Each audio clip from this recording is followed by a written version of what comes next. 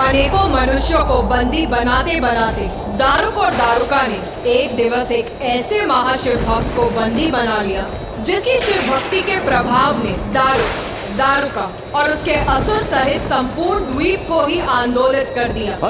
ये भूकंप कैसा है? पीछे हटो अपनी रक्षा करो।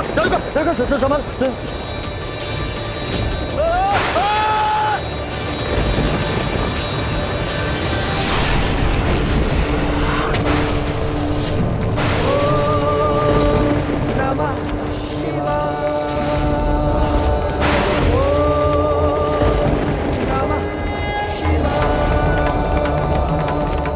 महादेव,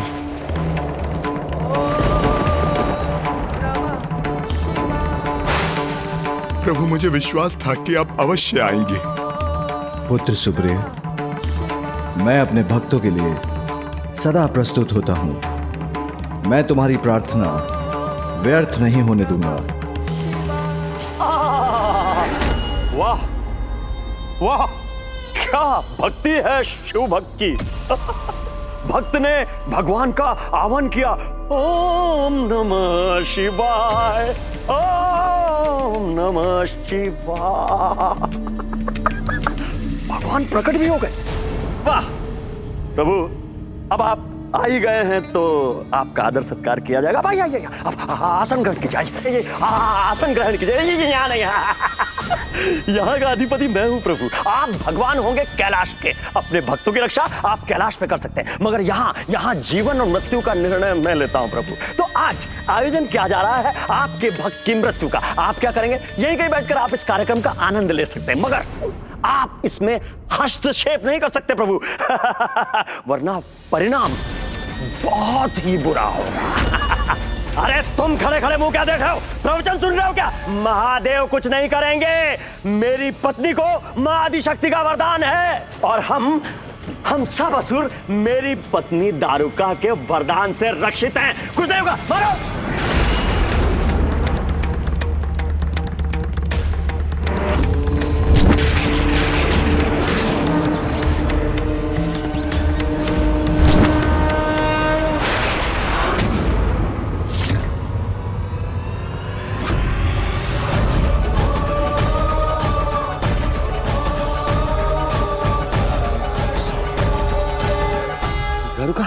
दारुका, ये मेरे असुर भस्म कैसे हो गए? दारुका, ये क्या हो गया? दारुका, देखो।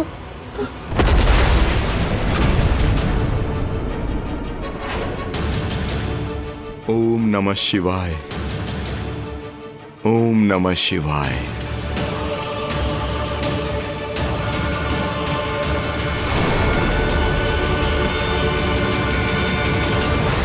हर हर महादेव, हर हर हर महादेव, हर हर हर महादेव, हर हर हर महादेव। दारुक, दीर्घ अवधि से तुम निर्दोष जीवों को बंदी बनाकर उन्हें प्रताड़ित कर रहे हो, किंतु अब समय आ गया है तुम्हें तुम्हारे अपराधों का दंड प्राप्त हो। नहीं, ये उचित नहीं है।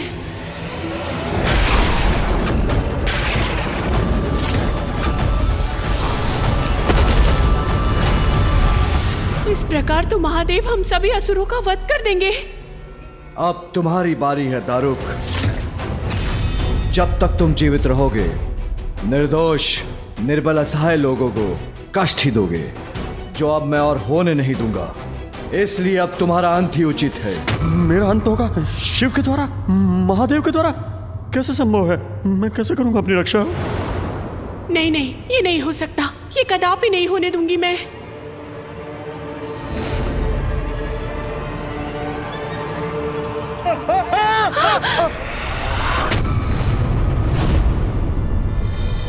एक स्त्री पर अपने अस्त्र का प्रयोग नहीं कर सकता मैं।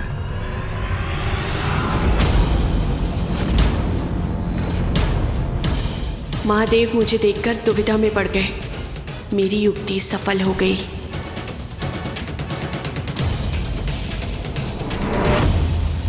महादेव, आप मेरे स्वामी का अंत करना चाहते हैं ना? तो कीजिए उनका अंत। दीजिए उन्हें दंड। किंतु उसके पूर्व आपको मुझे भी अपने मार्ग से हटाना होगा, मेरा भी अंत करना होगा। किंतु जब तक मैं जीवित हूँ अपने स्वामी का कवच बनकर रहूंगी, उनकी रक्षा करूंगी। दारुका, तुम अपने पति की रक्षा के लिए वहां स्थित रहोगी, तो भी मैं तुम्हारे पति का वध करूंगा और तुम पर कोई आश तक नहीं आने दूंगा।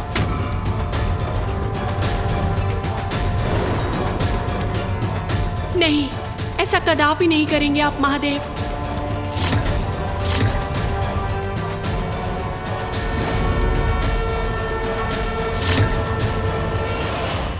माँ!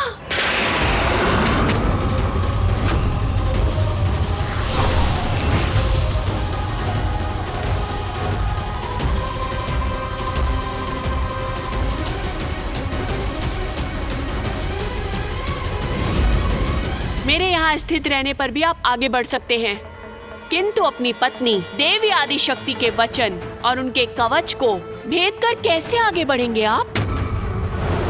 देवी आदिशक्ति सही समय पे आ गई, सुरक्षित है।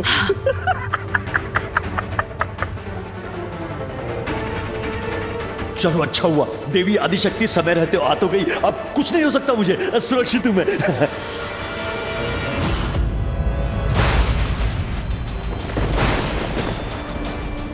माँ और पिताश्री दोनों एक दूसरे के समक्ष आ गए।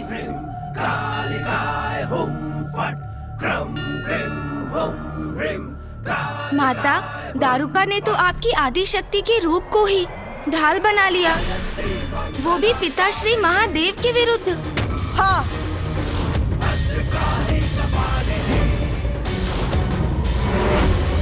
मैं अत्यंत दुखी थी उस दिवस। मेरी ही शक्ति मेरे ही स्वामी महादेव को रोकने में बाधा बन रही थी, अति हो रही थी ये। किंतु मैं भक्त को दिए गए वरदान के कारण विवश हो रही थी।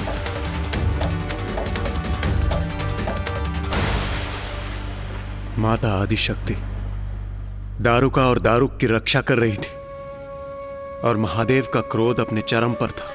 अत्यंत भयंकर और विकट स्थिति थी वो।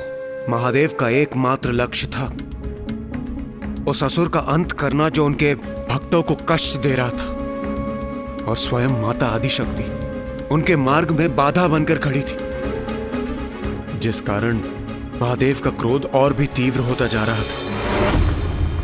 महादेव, क्या करेंगे आप? कैसी दुविधा में फंस गए? देखिए, मेरी पत्नी माँ आदिशक्ति की परम भक्त है और माँ आदिशक्ति ने स्वयं सुरक्षा कवच बना दिया।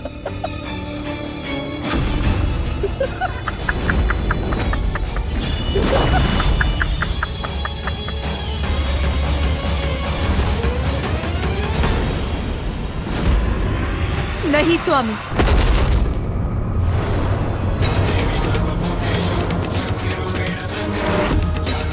माँ, दारुका, माँ।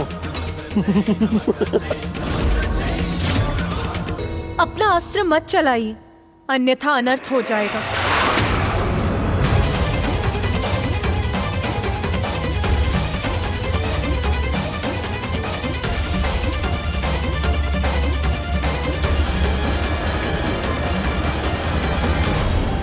स्वामी, यदि आपकी और मेरी शक्ति का टकराव हुआ तो ऐसा विध्वंस होगा जिससे सृष्टि नष्ट हो जाएगी। मैं विवश हूँ स्वामी। संतान की रक्षा तो मुझे करनी ही होगी, फिर भले ही वो संतान भटकी हुई क्यों ना। नारी, माँ हैं आप, इसलिए आपका भावनाओं के अतिरिक्त में बहना स्वाभाविक है। किंतु तनिक विचार कीजिए, क्या ये उचित है आपके वरदान का आश्रय लेकर ये दोनों परजीवों के समान जीवन जिए, सभी को कष्ट पहुंचाएं, सभी को आहत करके उन्हें अपना आहार बनाएं, जो अन्य सभी को असुरक्षित कर उनकी रक्षा करने में आपको पीड़ा नहीं होती?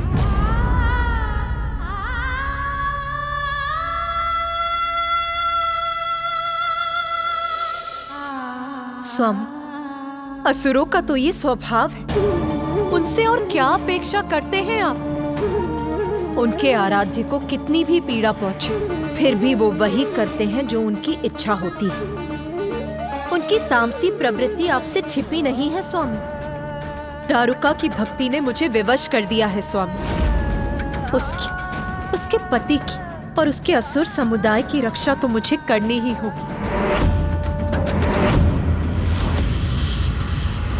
बस हट जाइए मेरे मार्ग से।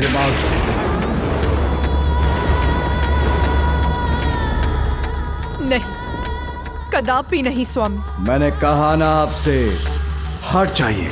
मैं ऐसा नहीं कर सकती स्वामी। वचन की मर्यादा रखना तो मैंने आप ही से सीखा है। कुछ भी क्यों ना हो स्वामी, भगवान के द्वारा अपने भक्त को दिया गया वचन भंग नहीं हो सकता, अन्यथा भक्त का अपने भगवान से विश्वास ही उठ जाएगा। और यदि ऐसा हुआ तो संसार से भगवान का अस्तित्व ही मिट जाएगा। मुझे पाठ सिखाने का प्रयत्न मत कीजिए। मैं आपसे कह रहा हूं देवी, हट जाइए मेरे मार्ग से। नहीं स्वामी, मैंने दारुका को उसकी रक्षा करने का वचन दिया है, तो क्या भगवान का उसके भक्त की रक्षा करना अनुचित है? तो क्या अपने पति का विरोध करना अनुचित नहीं? अपने भक्त के उदाहरण से सीखिए। आप देखिए किस प्रकार अपनी निष्ठा से अपने पति की रक्षा कर रही है वो। स्वामी, आपके प्रति मेरा स्नेह, निष्ठा और समर्पण से आप भली भांति परिचित हैं। दोष मेरा नहीं, इस परिस्थिति का है। आप तो सदा अपने कर्तव्य के प्रति अडिग रहते हैं। क्या चाहते हैं आप? मैं अपने दायित्व को निभाने में असफल हो जाऊं? स्वामी, सत्य तो यह है कि हम दोनों एक ही, हमारे रूप ही भिन्न है। इसीलिए आप अन्यथा ना समझिए। मैं यहाँ अपने भक्त की रक्षा करने आई हूं। और मैं अपने भक्त की रक्षा की किंतु यदि मैंने इस असुर को जीवित छोड़ा तो ये पुनः दुराचार में लिप्त होगा।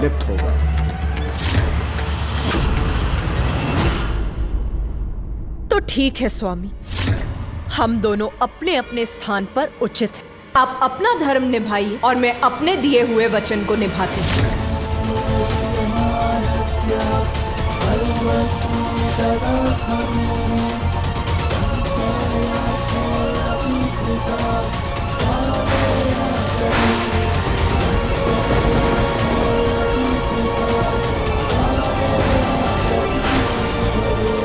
महादेव क्या देवी आदिशक्ति पर प्रहार करने वाले? यदि महादेव ने देवी आदिशक्ति पर चंद्रहास चला दिया तो वो माता से टकराकर ऐसा विस्फोट करेगा कि समस्त रचना नष्ट हो जाएगी।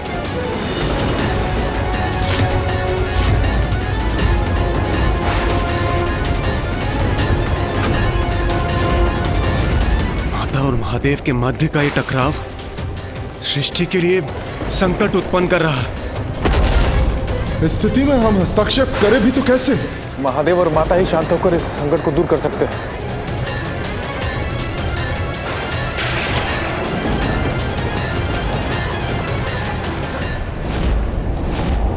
स्वामी, मैं आपसे विनती करती हूँ, शांत हो जाइए। यदि आपने इनका वध किया तो मैं अपने कर्तव्य वहन में असफल हो जाऊंगी। इसीलिए शांत होकर इस परिस्थिति का कोई समाधान सोचिए स्वामी, क्योंकि ऐसा तो आप ही कर सकते हैं, क्योंकि देवाधिदेव महादेव हैं आप, और उससे भी अधिक मेरे स्वामी हैं आप।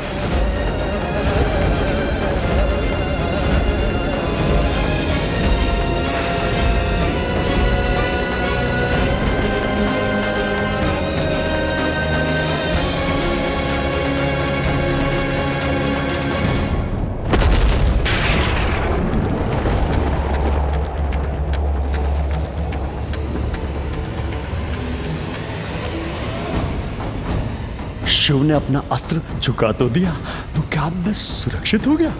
अच्छा। तो माता शांत हो गए थे ना पिताश्री? उन्होंने समस्या का कोई समाधान भी तो ढूंढ लिया होगा, है ना माता?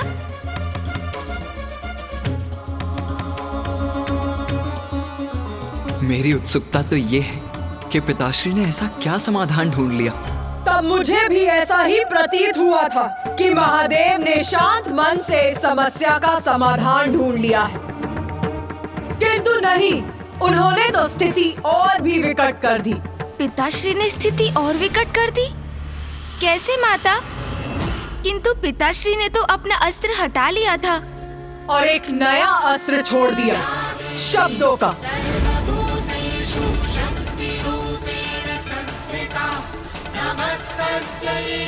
शब्दों से अधिक घातक कोई अन्य अस्त्र नहीं होता। अपने शब्दों से उन्होंने स्थिति में ऐसी जटिलता उत्पन्न की कि मुझे भी उनके विरुद्ध अपने शस्त्र उठाने पर विवश होना पड़ा। माता ने पिताश्री के विरुद्ध शस्त्र उठा लिया? दारुक, यदि आदि शक्ति तुम्हारी सहायक है तो मैं भी सुप्रिया जैसे सात्विक भक्तों के साथ खड़ा हूं। तो उचित है, एक निर्दोष भक्त की रक्षा और उसकी सहायता हेतु आज मैं एक नवीन विधान की घोषणा करने जा रहा हूं। ये क्या कर रहे हैं स्वामी? और मैं घोषणा करता हूं, आज से दारुक वन में वही वास करेगा जिसके विचार सात्विक होंगे। जो यहां पर सात्विक विचारों का त्याग करेगा उसे या तो वन छोड़ना होगा, अन्यथा उसकी मृत्यु हो जाएगी। उसकी मृत्यु हो जाएगी। उसकी मृत्यु हो जाएगी। उसकी मृत्यु हो जाएगी।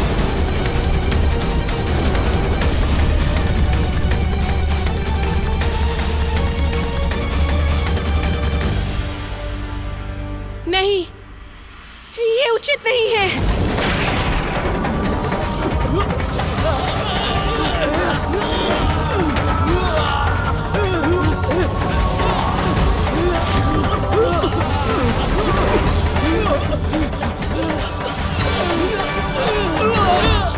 माँ, रक्षा कीजिए माँ, आप मुख दर्शन क्यों बनी है? माँ रक्षा कीजिए, रक्षा कीजिए माँ।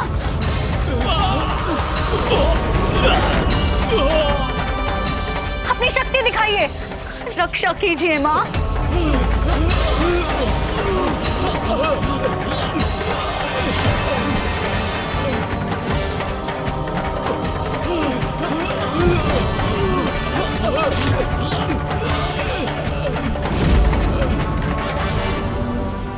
माँ, मेरे सभी असुर मृत्यु को प्राप्त हो रहे हैं। माँ, ये कैसी आपकी दया है? माँ, महादेव, आपने छल किया है हमारे साथ। माता आदि शक्ति के प्रभाव से पार नहीं पा सके तो आपने हमें श्राप दे दिया। नहीं, ये उचित नहीं है।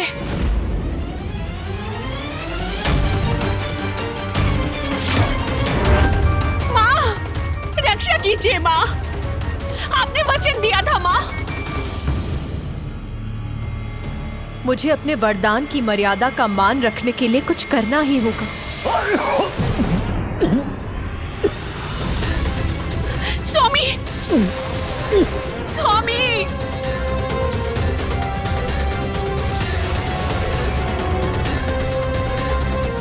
स्वामी, स्वामी, दारुका, स्वामी, मैं मर जाऊंगा क्या? मेरी मृत्यु हो जाएगी दारुका? नहीं, मेरी भक्त बार बार मुझे पुकार रही थी, किंतु मैं दुविधा में पड़ गई थी। अपने ही पति का विरोध कैसे करती मैं? माता, आपके लिए तो भक्ति सर्वोपरि है।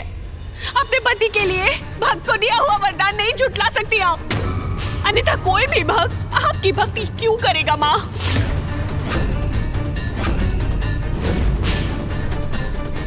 माता, मेरी गुहार सुनिए माता, हमारी रक्षा कीजिए माता।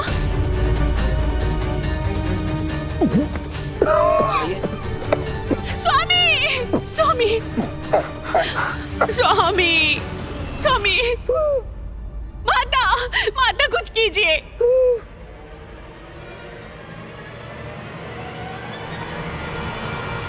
महादेव,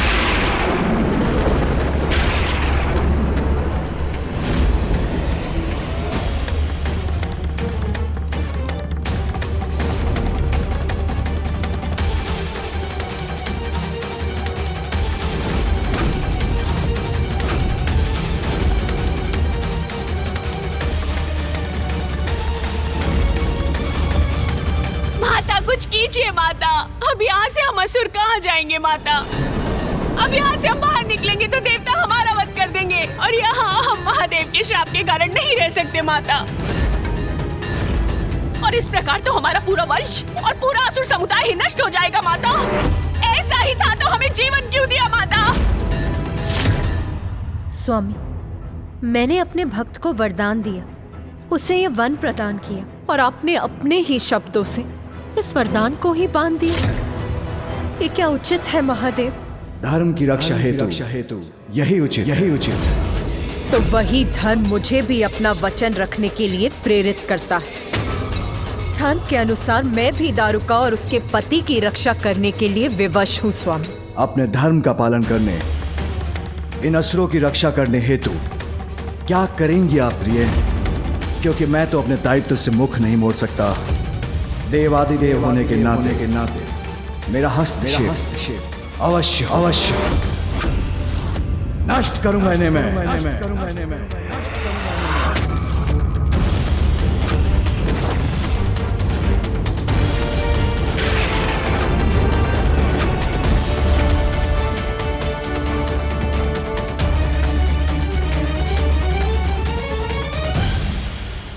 मैं ये वचन देती हूँ,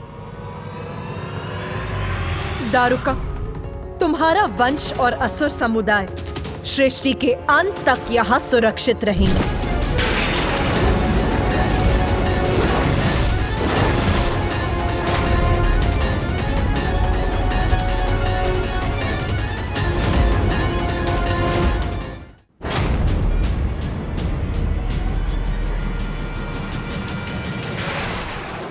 ऐसा वचन कैसे दे सकती हैं आप देवी? ये कैसे संभव है जो मैं कह चुका हूं कि मात्र सात्विक और शिव भक्त यहां विचरण करेंगे।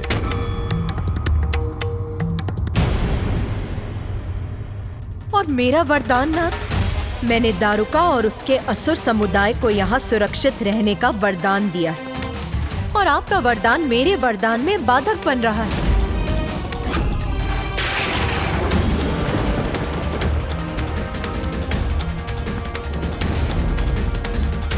यही आपका मत है तो आप अपने वरदान की रक्षा कीजिए और मैं अपना वरदान पूर्ण करूंगा।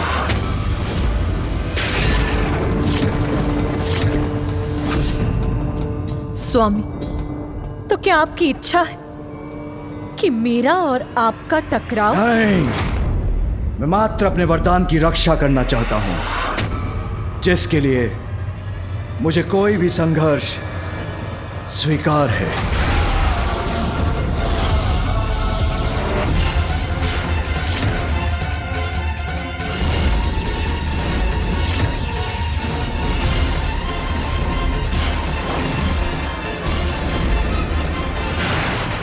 माँ आदिशक्ति और पिताश्री के मध्य ऐसा भीषण द्वंद्व उत्पन्न हो गया। इस द्वंद्व का अर्थ क्या सृष्टि का सर्वनाश था माता?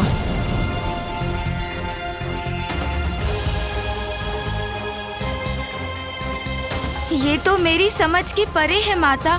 अभी तो सृष्टि का आरंभ ही हुआ था और आपने अपने भक्त की रक्षा के लिए जो किया कि उसके लिए इतना बड़ा मूल्य चुकाना, संपूर्ण रचना को संकट में डालना, ये उचित था माता।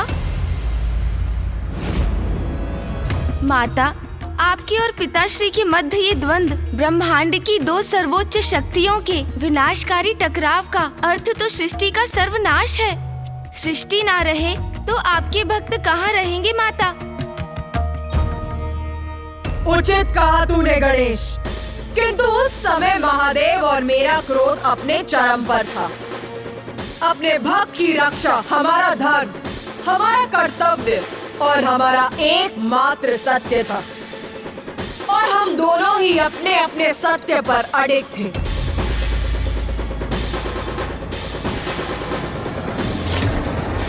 क्या हुआ देवी? जब आपने निर्णय ले ही लिया, आपका भक्त मुझसे ज्यादा महत्व रखता है, जिसके लिए आप मुझसे युद्ध करने के लिए तत्पर हैं, तो अब इतना विचार क्यों? मुझ पे प्रहार कीजिए। अपने निर्णय पर तो आप अटल रहे हैं स्वामी, निरंतर मेरी विनती अनसुनी कर इस द्वंद का आरंभ तो आप ही ने किया है स्वामी। जब अपने कथन से मेरी भक्त को उसके अधिकार से वंचित कर आपने ये भी स्पष्ट कर दिया कि आपके लिए मेरे वरदान का कोई मूल्य नहीं। मुझे मेरे भक्त को दिए गए वरदान की मर्यादा की रक्षा के लिए इस संघर्ष के सिवाय कोई उपाय छोड़ा ही कहाँ है आपने स्वामी।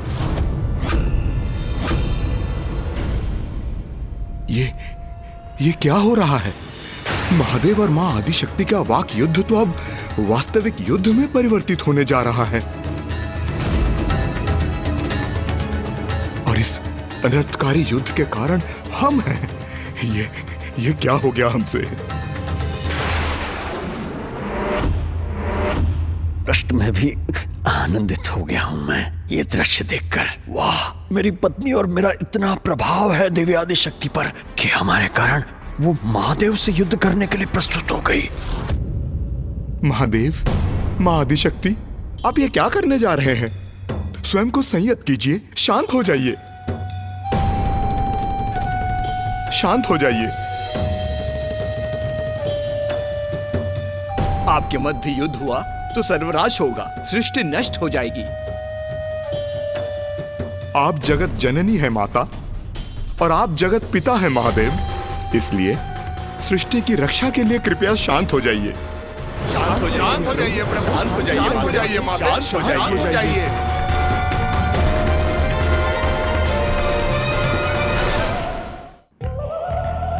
वहां उपस्थित सभी मनुष्य अपने कष्ट भूलकर हमसे गुहार लगा रहे थे, मुझसे और महादेव से विनती कर रहे थे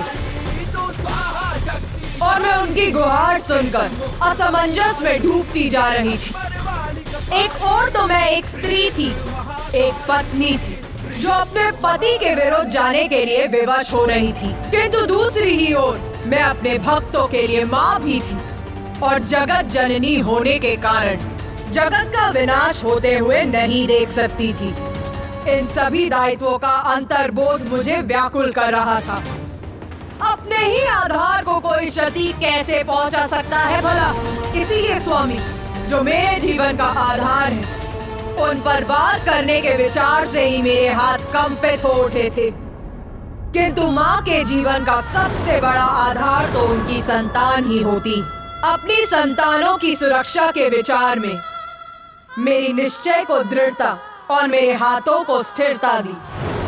मैं असमंजस में थी, क्रोधित थी, द्रवित भी थी। प्रिय, आपके अनुसार मैं अनुचित कर रहा हूं, तब और प्रतीक्षा का कोई अर्थ नहीं। आराम कीजिए युद्ध, या कदाचित आप चाहती हैं प्रथम वार मैं करूं? स्वामी, आप ही कीजिए प्रथम बार, द्वितीय बार और अंतिम बार, और क्यों ना समस्त प्रहार आप ही कीजिए स्वामी। मैं ही करूं वार, अर्थात आप मेरे स्वामी हैं नाथ, इसीलिए मेरे हाथ आप पर वार करने, आपको क्षति पहुंचाने कदापि नहीं उठ सकते। ये क्या कह रही है माता? वो वार नहीं करेंगी तो युद्ध ही नहीं होगा, महादेव की इच्छा पूर्ण होगी, हमारा अंत हो जाएगा। किंतु माँ, अगर आप वार नहीं करेंगी तो?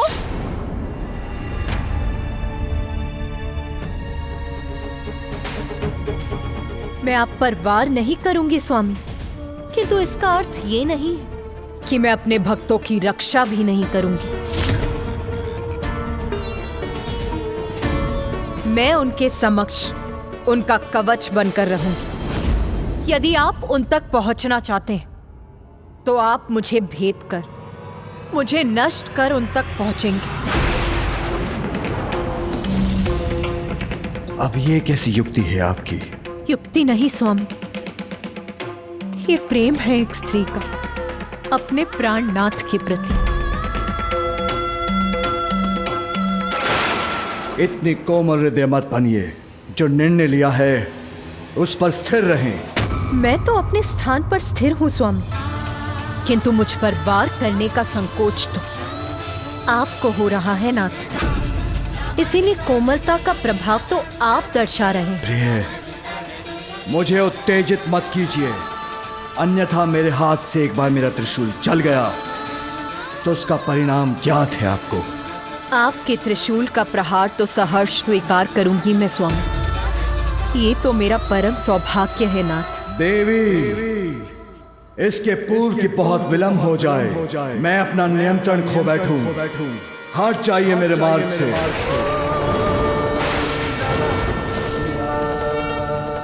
स्वामी, स्वामी।